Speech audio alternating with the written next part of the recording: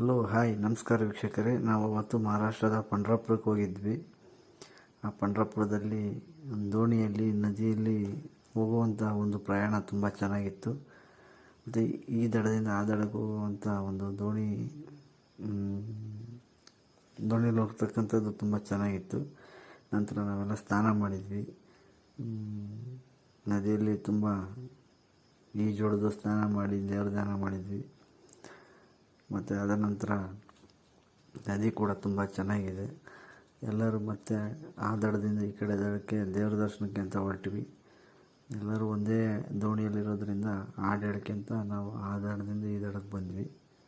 ತದನಂತರ ಪಂಢರಪುರ ನೋಡ್ಕೊಂಡು ಆಲಮಕ್ಕಿ ಜಲಾಶಯಕ್ಕೆ ಬಂದ್ವಿ. ಆಲಮಕ್ಕಿಯಲ್ಲಿ ತುಂಬ ಚೆನ್ನಾಗಿದೆ.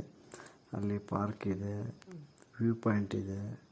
ರಾಮಾಯಣದ ಬಗ್ಗೆ ತುಂಬ ಹೆಚ್ಚಿನದಾಗಿ ಮಾಹಿತಿಯನ್ನು ಇಟ್ಟಿದ್ದಾರೆ.